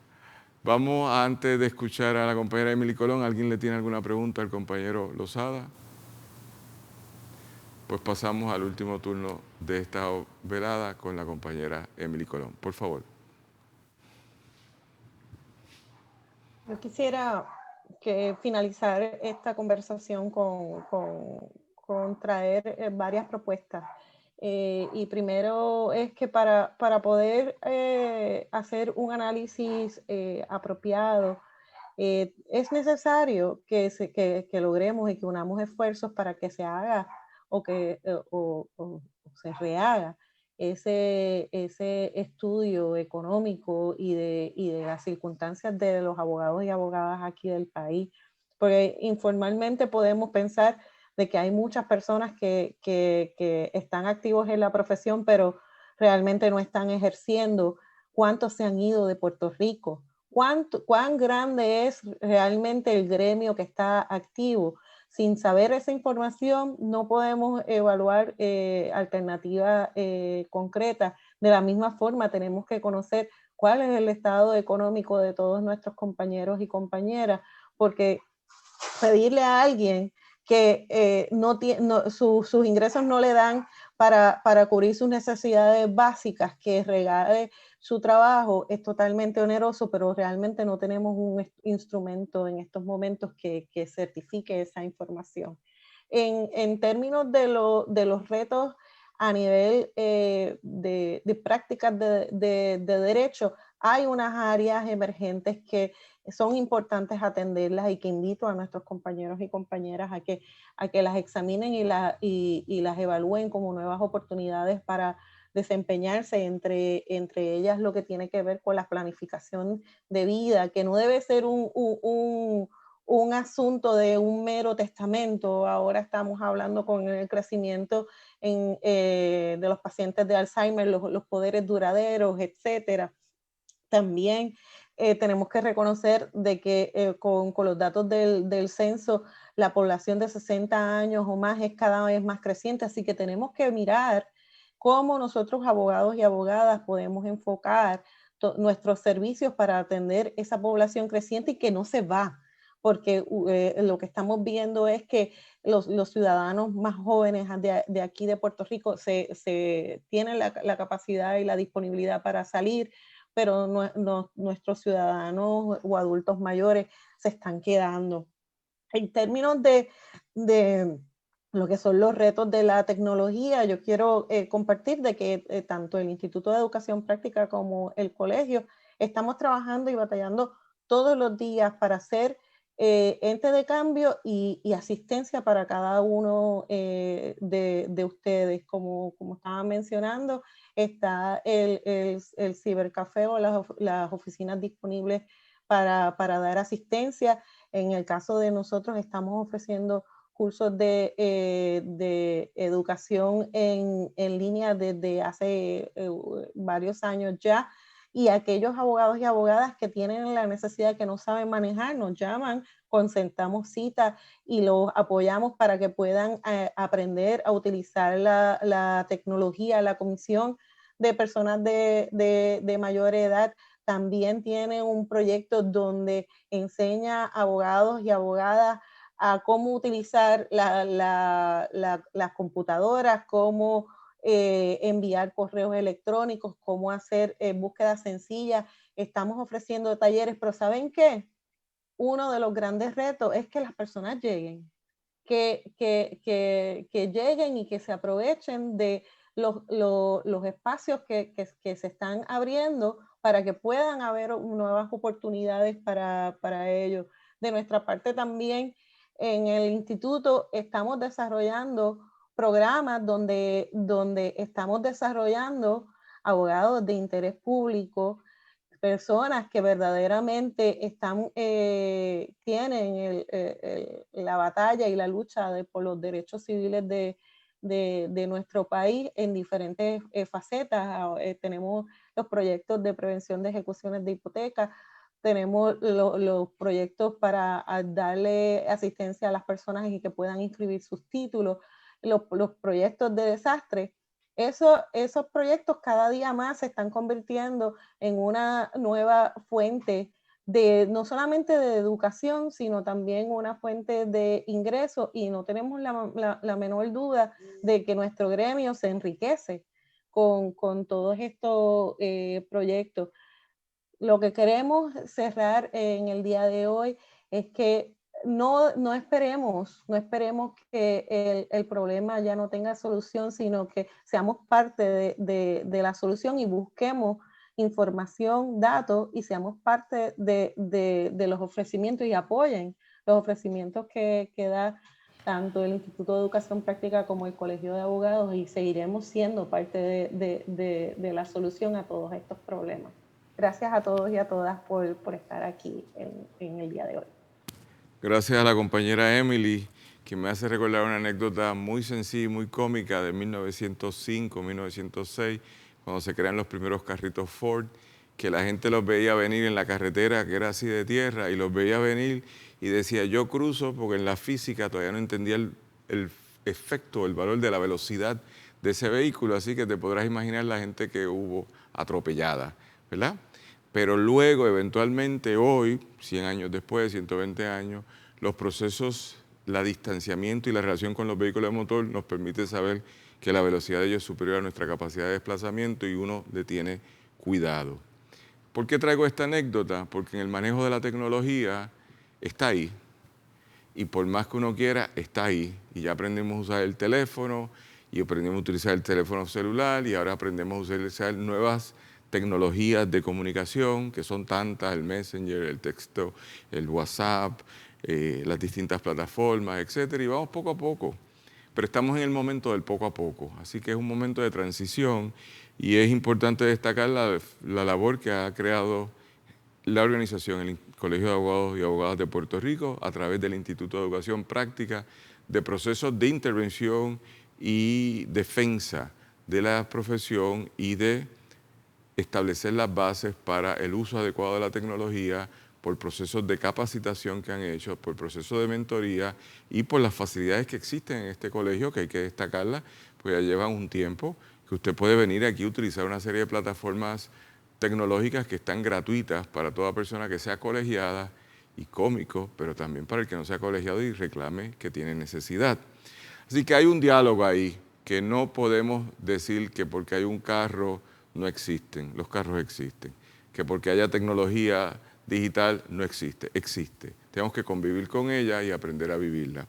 Ahora bien, no necesariamente, o sea, no se satisface completamente esa conversación si no le traemos el acento que nos trae el compañero Lozada de decir hay que devolver una cultura jurídica con centralidad o con un rol para los operarios del derecho, abogados y abogadas, a lo cual usted trae algo que me pareció muy interesante, compañera Emily, que es pensar si a lo mejor hay una disminución. En los últimos 10 años de los informes de la rama judicial se ve una disminución en los casos de divorcio, pero no es porque la gente no se esté divorciando, es que la gente no se está casando. Y si usted no se casa, no se puede divorciar. Usted se separa de su pareja y se muda de la casa. Pues no hay divorcio, lo que hay es remoción de sus bienes y si hay hijos, hay otro procedimiento. Así que habría que pensar entonces dónde está el desarrollo socioeconómico o social que requiere el rol de los abogados y abogadas. Y ahí usted trae que hay nuevas instancias que nos tenemos que recapacitar, como es el de los derechos de las personas de edad avanzada o viejos, son distintas categorías ahora, que requieren que haya operarios y operarias del derecho que puedan intervenir y asistir. Así que esa puede ser una. También desconocemos cómo va a ser el mundo del futuro, pero Tuto lo trajo. Con un país gobernado por una Junta de Supervisión Fiscal o Control Fiscal, la litigación es todavía mínima la que se ha hecho por hacer más equitativo la distribución de la riqueza del país. Ha habido litigación, pero es mínima. No está todo el mundo litigando, hay unos sectores nada más haciéndolo, por lo tanto, tendríamos que pensar eso. Pero me quedo con la duda y con la aspiración o con la esperanza de que vamos a pensar cómo manejar esta profesión en lo que nos queda de esta vida y la próxima vida para los abogados y abogadas de la isla, ya sean de aquella isla o sean de esta isla, porque ¿verdad, Tuto? Hay varias islas. Y entonces pensar eso. Quisiera saber, antes de ir concluyendo, si tienen alguna pregunta a la compañera Colón. Yo solo... O algún comentario que quieran hacer antes de cerrar. Comentario bien breve. Yo solo coincidir en que hay que seguir insistiendo en aprender con consistencia, con disciplina, pero sin dejar que nos pise el foro. Ok. Irán, ¿quisiera decir algo? No, gracias por aceptar mi invitación a discutir este asunto de la tecnología y otros retos de la profesión de abogado. Es muy pertinente, ya que ha habido invitaciones de parte de la compañera Colón y de parte de Villanueva para reexaminar todo el concepto y darle ayuda al abogado, no sacarlo de la ecuación de la justicia. Gracias. Compañera Emily, ¿quisiera decir algo antes de terminar? Emily Colón. No, solamente quiero darle las gracias a la comisión por hacerme parte de este foro de discusión y que sepan que nosotros somos parte de la solución y invitamos a todos aquellos y aquellas personas y compañeros en el gremio que estén interesados en ser parte de la solución, que lleguen, que llamen, que se integren en las comisiones del colegio. Ahora empezaremos un nuevo reclutamiento en septiembre, porque entendemos que el trabajo en equipo nos lleva a lograr soluciones que atiendan las necesidades de todos y de todas, sean del área metropolitana, sean del resto de la isla, y necesitamos escuchar las diferentes ópticas para atender las necesidades de nuestro gremio. Así que en el instituto estamos a sus órdenes y vamos a seguir buscando ser parte de la solución a todos estos problemas o retos que nos enfrenta la profesión. Gracias por la invitación nuevamente. Bien, gracias a usted, compañera Emily Colón, directora del Instituto de Educación Práctica del Colegio de Abogados y Abogadas de Puerto Rico, al compañero Irán Lozada, miembro de la Comisión de Obras Jurídicas 2020 y destacado amigo y escritor puertorriqueño y abogado también, y al queridísimo amigo de luchas, no voy a decir ancestrales porque suena mal, pero de muchos años de lucha, al compañero Eduardo Tuto Villanueva, pasado presidente de esta institución y compañero con el cual hemos estado en varias actividades recientemente debatiendo distintos asuntos. Sin lugar a duda, para el Colegio de Abogados y Abogadas de Puerto Rico, esta idea de discutir la crisis de la profesión es una idea que yo creo, crisis de la toga, impacto de los desarrollos tecnológicos sociales en la práctica de la abogacía, es una conversación que no se puede detener. Más hoy, donde tanta gente está pasando por días difíciles ante el segundo cierre en un cuatrenio de la rama judicial y de las ramas administrativas del país, en nuestro caso, para todas y todos, desde el 16 de marzo, que ha habido un proceso muy irregular, sin hablar de los 4 meses que estuvo cerrado en los tribunales luego del huracán María. Por lo tanto, es un momento muy complejo para hablar de la profesión y sobre todo para hablar de su futuro. Pero donde empezamos este foro con el video del entonces juez presidente Federico Hernández Denton diciendo hacia dónde vamos, pues estamos a donde ellos lo planificaron y tal parece que tenemos que hacer cambios y correcciones y como bien se dijo en esto, todas y todos nosotros que participamos de esta profesión tenemos que participar. Deberíamos hacer un proceso democrático de inclusión de la diversidad de ideas, no solo procesos de capacitación que tenemos que recibir, sino de discusión sobre las políticas públicas que se van a desarrollar en esta profesión. Con ese detalle, el futuro es tan cierto como incierto. El futuro lo tenemos que vivir, estamos pasando ya un futuro, vienen más futuros sobre esta profesión y esperamos que el Colegio de Abogados y Abogadas de Puerto Rico y sus distintas dependencias nos den luz y nos escuchen. Por eso el pedido del compañero Irán Lozada, escúchennos que hay que hablar de este tema y busquemos soluciones que sean satisfactorias. Larga vida para todas y todos porque nos queda mucho tiempo todavía por hacer y por satisfacer el rol del acceso a la justicia a todas las personas que tengan necesidad. A los panelistas, Emily Colón, Irán Lozada, Eduardo Villanueva, muchas gracias. Al equipo de producción, muchas gracias. A la coordinadora del evento, Iniabel Colón, gracias también. Y damos por terminado esta actividad y sobre todo gracias a la Comisión de Obras Jurídicas 2020 por haber facilitado esta serie de actividades. Gracias a todos ustedes.